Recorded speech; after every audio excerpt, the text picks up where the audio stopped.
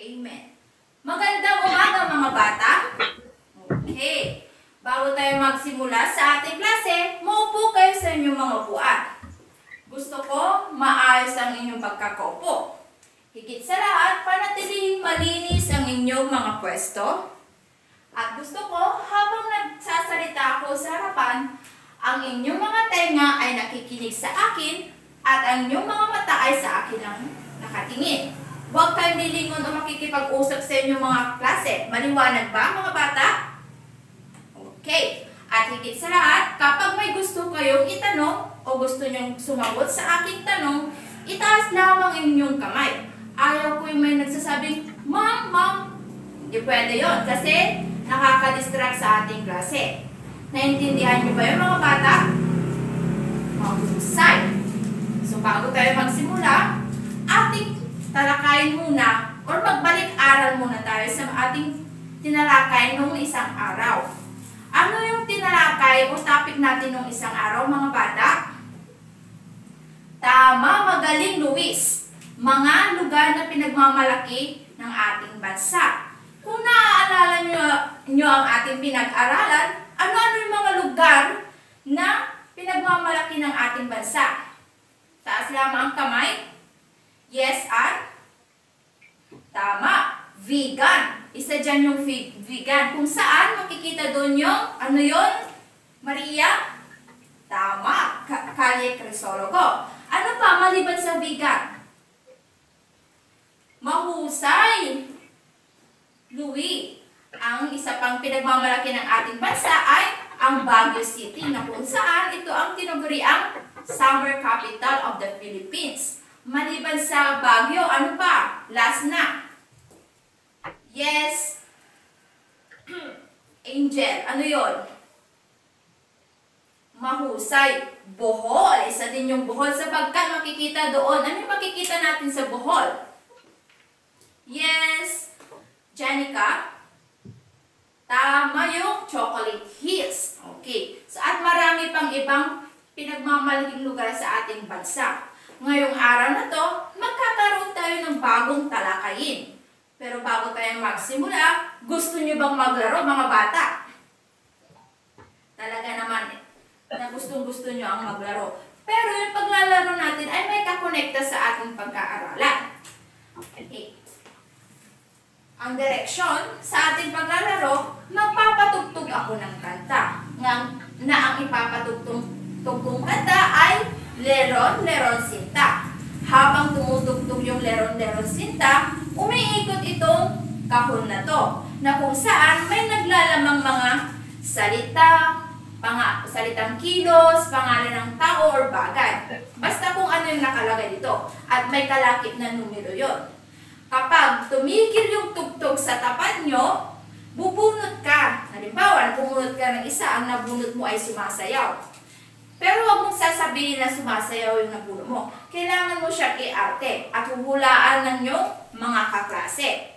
At kapag nahulaan ng iyong mga kaklase nyo, sabihin mo sa akin kung anong numero yung nabunot mo. Pagkatapos, alamin natin kung anong larawan ang nakatago doon. At kapag binuksan ko na, sabihin niyo sa akin kung sinong Pilipino ang una niyong naiisip kapag nakita niyo yung larawan na yon. Maliwanag ba mga bata? Naintindihan ba si teacher? Tama. So, simulan na natin. Kunin mo na to, Erica. Okay. Husayan yung mga aarte para malaman agad ng mga kaklase niyo, mahulaan.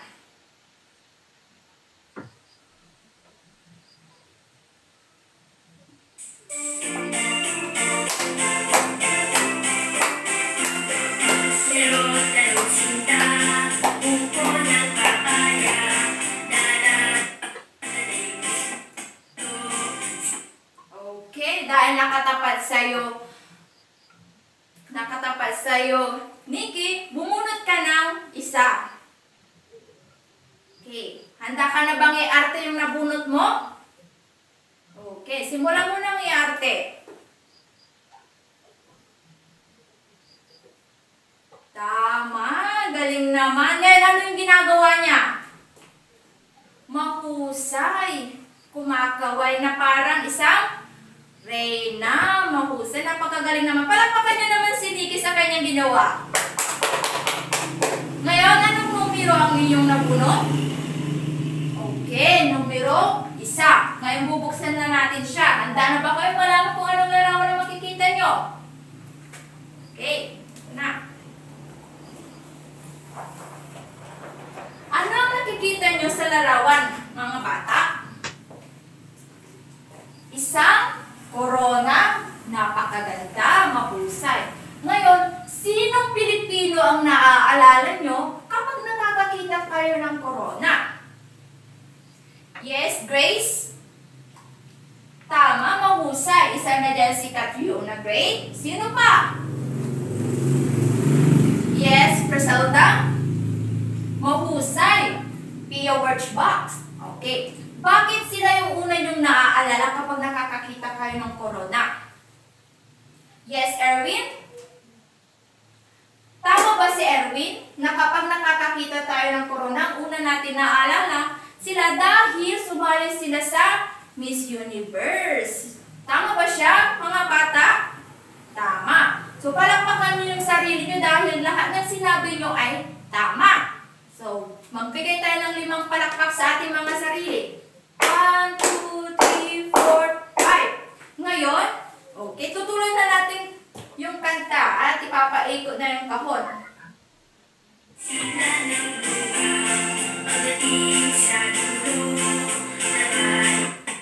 Okay, dahil nakatapat sa'yo, Bella, bumunot ka ng isa. Nakabunot ka na ba? Ngayon, i-arte mo naman. Nahuhulaan niyo ba kung ano yung ginagawa ni Bella? Yes, Roger? Tama, ang ginagawa ba ni Bella ay nagbo-boxing? Tama ba yung sagot ni Roger, Bella? Mahusay, tama nga daw. So, palakpakan niyo naman si Bella at Roger. Ang ginagawa niya ay boxing. Ngayon kapag boxing, ano yung karaniwang ginagamit or gamit sa paglalaro ng boxing? Okay, tama, Vivian. Gumagamit na boxing gloves. Ngayon, handa na ba kayo malaman kung ano yung pangalawang larawan? Bubuksan ko na ba? Okay, buksan na natin. Ano yung nakikita nyo sa larawan? Yes, Angeline? Mahusay, boxing gloves. Ngayon, kapag nakakakita kayo ng boxing gloves, sino yung Pilipino naaalala nyo? Yes, Flynn? Mahusay. Si Manny Pacquiao. Bakit si Manny Pacquiao ang naaalala nyo kapag nakakakita kayo ng boxing glove? Yes, Sharon? Napakagaling sapagkat si Manny Pacquiao ay magaling sa larangan ng sport na boxing. Mahusay. Ngayon, susunod naman. Okay.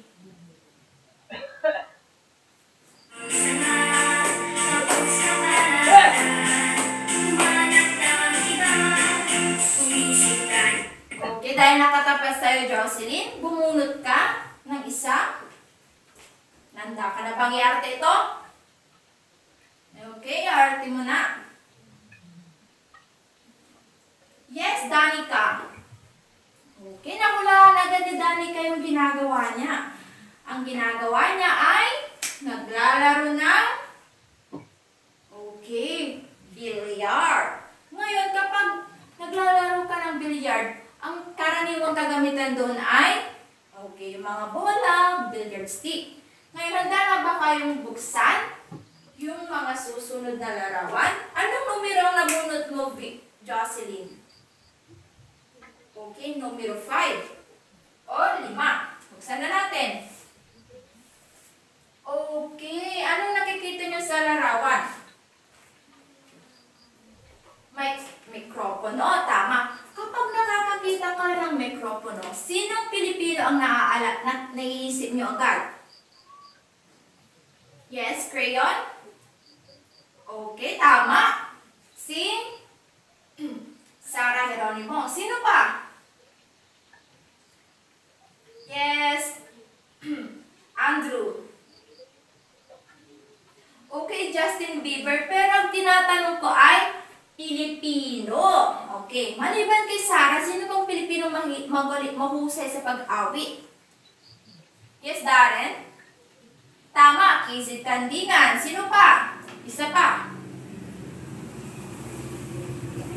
Yes, Eloisa? Okay, tama, Darren Espanto. So, dahil na sila ay mahusay sa kumanta. Nakilala din ba sila dahil sa ibang bansa, dahil sa husay nilang umawit? Tama, nakilala sila. Okay, kagaya na lang ni Casey Tandingan, na-presenta niya ang Pilipinas doon sa China nung nagkaroon ng Singer 2019 competition sa pag-aawit. Okay, meron pa tayo ilang larawan pang hindi nabubuksan. Excuse me. Dalawa pa.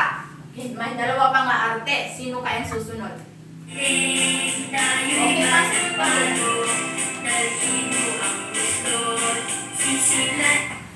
Okay, dahil nakatapat sa'yo, Dita, i-arte mo yung nabunot mo. Oh, may nakakahula ba sa kanyang ginagawa? Ngayon, tutulungan ko si Dita kung paano i-arte yan para maintindihan nyo lalo. Anong numero? Pakita nga.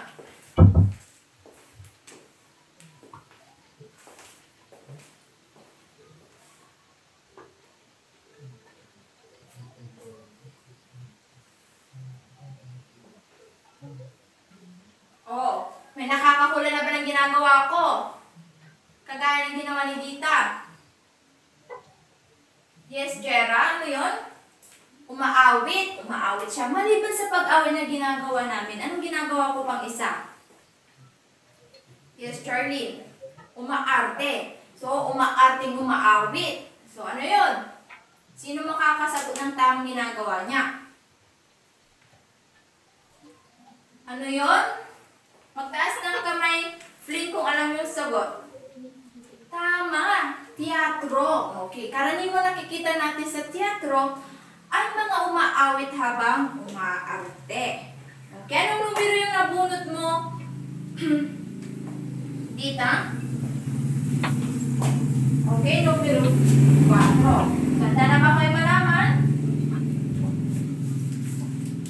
Yan! Ano nakikita nyo? Pakibasa nga. Angeline? Miss Saigon. So, pangalan niya ng palabas na teatro. Ngayon, sinong Pilipino nagkiisip nyo kapag nakakakita kayo ng Miss Saigon? O nakikita nyo yan? Yes, Vivian? Tama, si Lea Salonga. So, napili siyang umarte noon sa Miss Saigon. Okay, para sa huling ba? Sa huling numero, sino kayo makakabunot nun?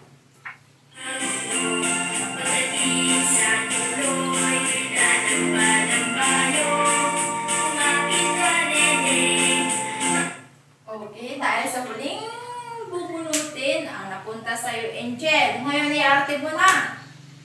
Ang ginagawa niya? Napakadali. Ano yun, Dita? Tama, mahusay, kumakanta. Ngayon, anong numero yung nabunot mo? Okay, yung last, yung huli, numero 3.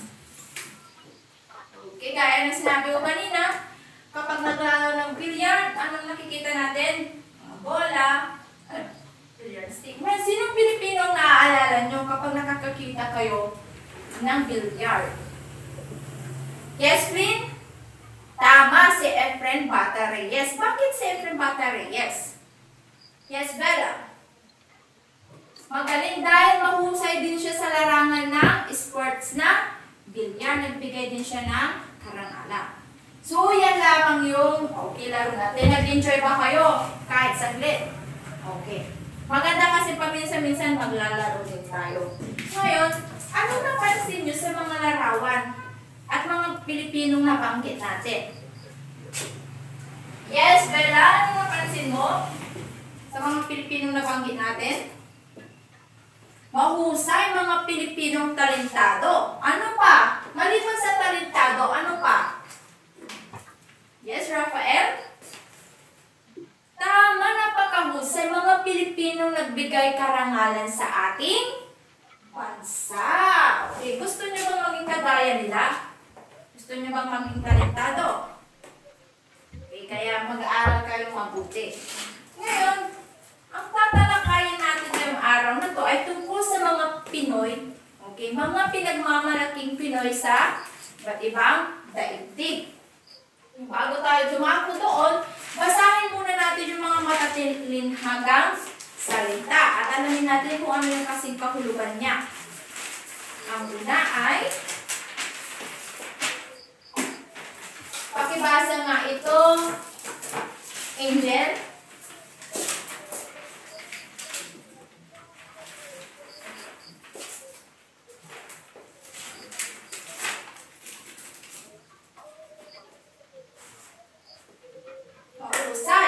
Lalong namumulaklak ang kanyang karera. Asan dito yung nasalangguhitan? Mahusay, namumulaklak. Ngayon, ano ang kasing kahulugan ng namumulaklak?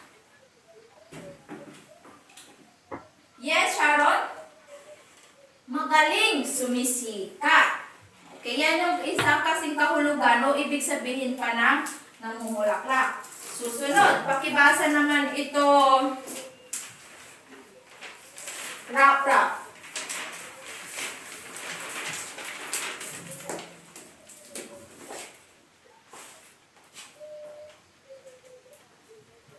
Okay, salamat. Bawat laban ay tinuturing niyang buwis buhay. Ngayon, asa dito yung salitang may salunggihitan? Magaling, buwis buhay. Okay. Ngayon, ano ang kasing kahulugan ng buwis buhay? Meron ba kayong ideya? Yes, Ninya? Okay, magaling. Okay, mapanganib. Ano pa? Yes, Nikki? Okay, mahusay din. Delikado. Okay, yan yung mga kasing kahulugan ng buwis buhay. Delikado, mapanganib. Ngayon, para sa huli, pakibasa nga ito, Shaira.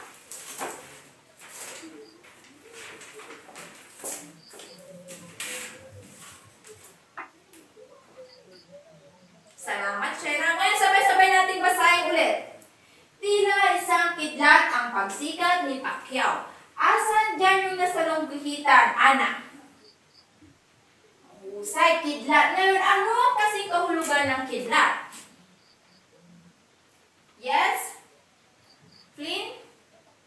Tama, mabilis. So, ang kasing kahulugan ng kidlat ay mabilis. Ngayon, sino ang Pilipinong sikat sa larangan ng pag-awit at pag-arte? Okay, sino? Sa tingin nyo yun, kung alam nyo. Para masundan nyo ko sa ating talakayan, buksan ang inyong aklat sa pahina 45. Nabuksan na ba? Filipino 5 na libro. Ngayon, sino yung Pilipino magaling sa larangan ng pag-arte at pag-awit? Yes, Bella? Tama, si Lea Salonga. Ngayon, sino ang nakakita ng larawan na kay Lea Salonga? Ay, talaga naman nakita nyo na lahat si Lea Salonga. Hindi naman ako nagtataka sapagkat si Lea Salonga ay isa sa mga mahusay at sikat talaga. Okay, ito si Lea Salonga. Si Lea Salonga ay anong role ang ginampanan niya? Or anong karakter niya sa Miss Saigon? Yes, Vivian? Gumanap siya Kim. Tama. Gumanap siyang Kim sa Miss Saigon. Okay. Dahil sa pagganap niya sa Miss Saigon at sa husay niya, ano yung mga gantimpala na kanyang nakuha o mga award dahil nga sa mahusay siyang umarte? Ano yun? Ano yung mga yun, Sharon? Mahusay, Oliver, Tony, Dramatist, at Outer Critics. Okay, at Theater World Award. So, napakadami naman ang nakuha ni Lea na gantimpala. Mahusay bang umarte sa tingin nyo napakahusay ba talagang umarte ni Lea Salonga? Yes, Roger? Oo, dahil patunay na dito yung mga nakuha niya gantimpala. Ngayon, ano yung buong pangalan ni Lea Salonga? Yes? Dita? Mahusay! Maria Lea Carmen Imutan Salonga. Ngayon, sabay-sabay nyo nga sabihin yung buong pangalan ni Lea Salonga. Okay, very good. Mahusay. Ngayon, kailan naman ipinanganak si Lea Salonga? Noong? Yes, Flynn? Okay, Pebrero 22, 1971.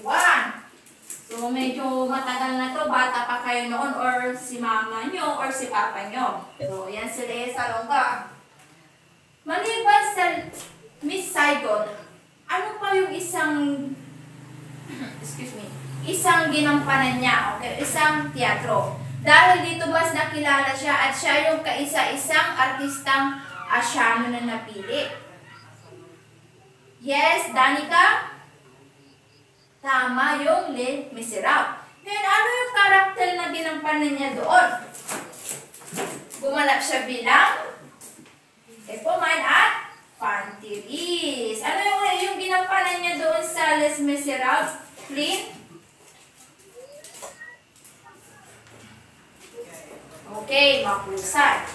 Saan ulit nakilala si Lea Salonga? Sa anong larangan? Yes, Mike? Tama, sa larangan ng pag-awit at pag-arte. Ngayon, ano yung teatro na ginampanan niya bilang Kim? Yes, Jessie? Tama, sa Miss Saigon. Dahil sa pagganap niya sa Miss Saigon, ano-ano yung mga nakuha niyang parangal? Yes, Daphne? Tama mga, okay, Oliver, Tony, Drama Desk, Outer Critics, and Theater World Awards. So, napakadami. Ngayon, ano yung buong pangalan niya ulit? Joseph?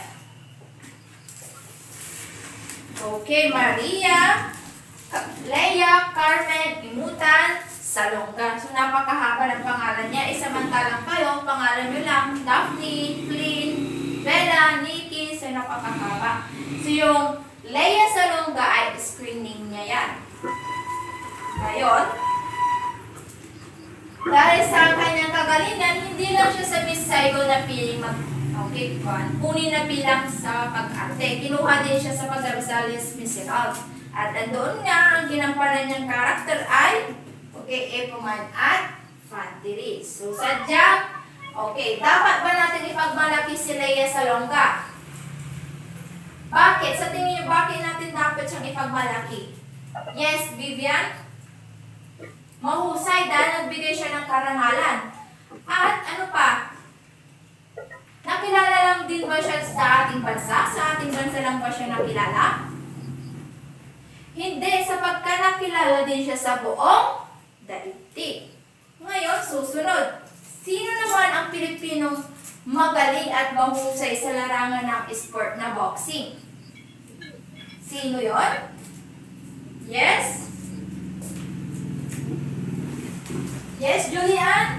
Si Manny Pacquiao. So, hindi na ako magtataka kung kilalang kilala niyo si Manny Pacquiao. Dahil nakikita natin siya sa television. So, ito yung larawan ni Manny Pacquiao.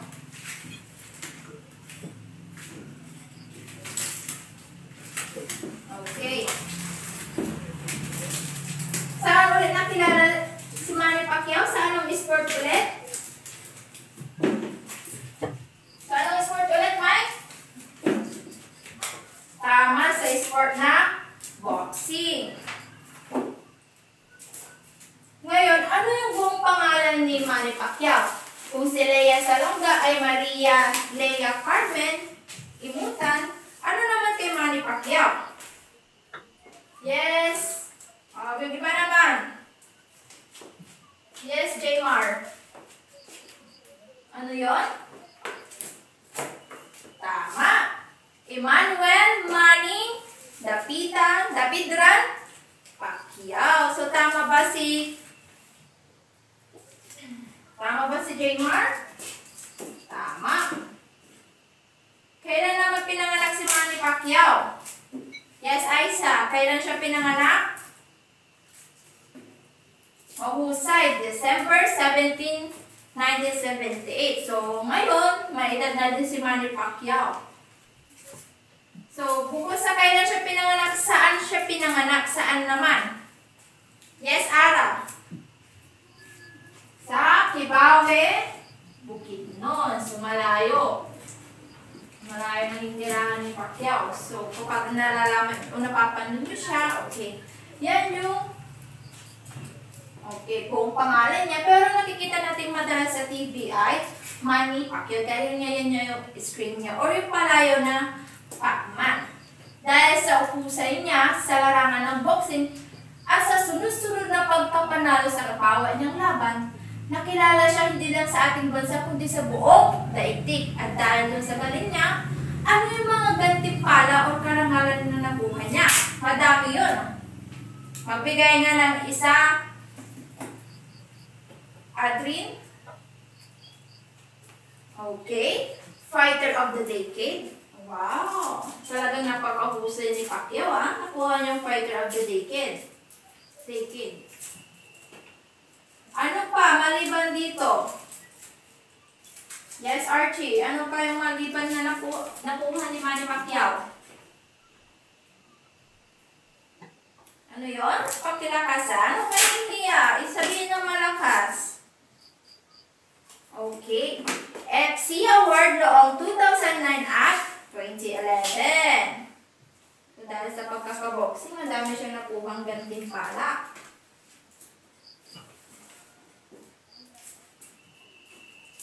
So, yan lang ba yung nakuha ni Manny Pacquiao na gantimpala? Wala na ba siya nakuhang iba? Meron pa. Ano yon? Ano yung huling nakuha niya? Isa pang karangal niya. Yes, Carlo? Tama. Fighter of the Year ng Boxing Writer Association of America. So, hanggang sa Amerika, nakakuha siya ng gantimpala si Pacquiao.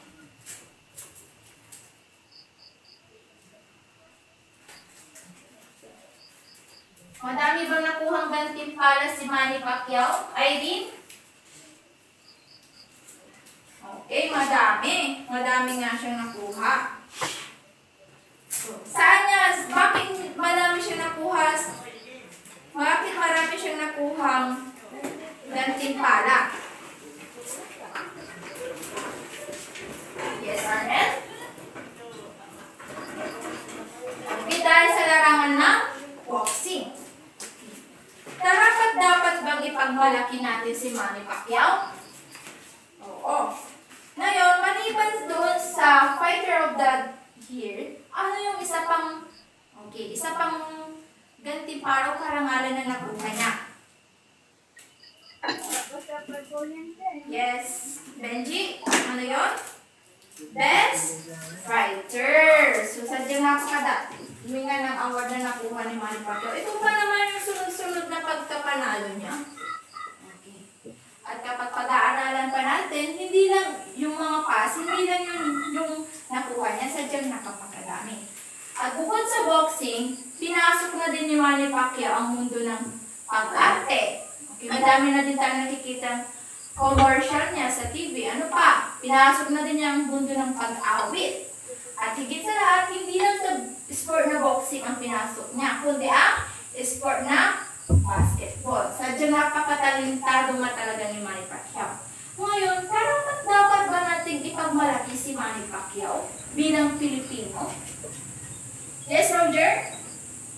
Tama. Bakit? Bakit natin siya karapat-dapat na ipagmalaki? Yes, Irene? Mahusay dahil nagbigay siya ng karangalan. At hindi lang sa bansa natin siya nakilala, kundi sa buong daigdig. Ngayon, naintindihan niyo ba ang ating pinag-aralan sa araw na to? Opo, mahusay. Ngayon, palapakan niyo naman yung sarili niyo kung talagang naintindihan niyo yung pinag-aralan natin. Okay, natutuwa naman ako. Ngayon, sino yung dalawang Pilipino na tinalakay natin na nagbigay karangalan sa ating bansa? Yes, Vivian, sino sila? Mahusay. Tama ba si Vivian? Si Manny Pacquiao ba at si Lea Salonga? Okay. Ngayon, bakit natin dapat silang ipagmalaki? Yes, Dita? Tama, sila ay nagbigay karangalan sa ating bansa. Maliban sa nagbigay ng karangalan, ano pa? Yes, Angel? Dahil sila din ay talentado. Tama. Ngayon, gusto nyo maging kagaya sila? Ngayon naman, ipapayo ko lang, husayin nyo palagi sa pag-aaral nyo. Maaari sa inyo maging mahusay sa larangan ng pag-awit at pagsayaw. Ngayon, hahatiin ko kayo sa dalawang grupo. Ito yung grupo na isa, unang grupo at pangalawang grupo. Ngayon, bibigyan ko kayo ng papel. Dito sa papel na to, isusulat niyo yung isang kamay. Okay? Halimbawa, ganito.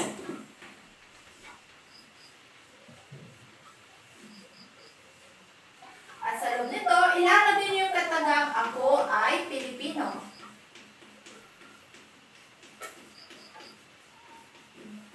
At doon sa labas nyo, ilagay niyo yung mga talento nyo na pwede nyo ipagmalaki bilang isang Pilipino. Halimbawa, ako ay magaling sumayaw. Ako ay magaling umawit. Okay. Pagkatapos niyan ay ipapasa nyo sa akin. At sa susunod na klase ay, i-recite nyo ito isa-isa.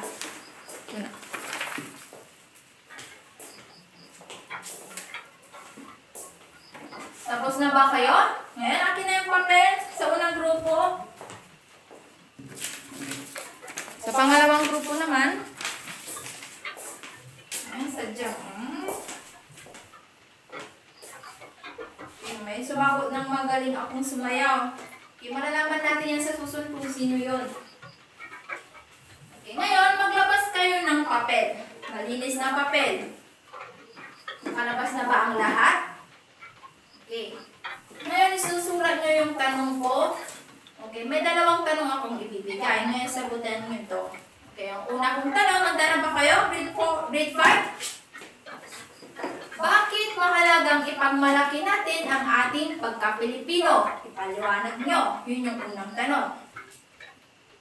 At ang pangalawang tanong, bilang mag-aaral sa paanong paraan ka makakatulong upang bigyang karangalan ng ating lahi sa mundo? Ipaliwanag. Meron kayong 5 minuto para sagutan niya. Tapos na ba? Okay, pasa na sa harapan. Akin na. Ang inyong puntos ay malalaman nyo sa susunod na klase kapag ibabalik ko na inyong mga papel. At para sa inyong takdang aralin, okay, ilabas nyo ang inyong takdang aralin na notebook at isulat ito. Magbigay ng sani at bunga ng magkaugnayan sa katanyagan ng sumusunod na personalidad. Una ay si Lea Salonga at Manny Pacquiao. So magseleksik kayo, pwede kayong mag-search dyan or pumunta sa library natin para tignan. So tapos na ba? Grade 5? Ngayon, isinop na yung mga gamit ninyo. Okay, nakasinop na ba ang lahat? Tingnan nyo yung pwesto nyo ako madumi. Okay. Hanggang dyan na lang at susunod ulit grade 5. Okay, hintayin nyo ang inyong susunod na guro para sa inyong susunod na klase. Paalam grade 5!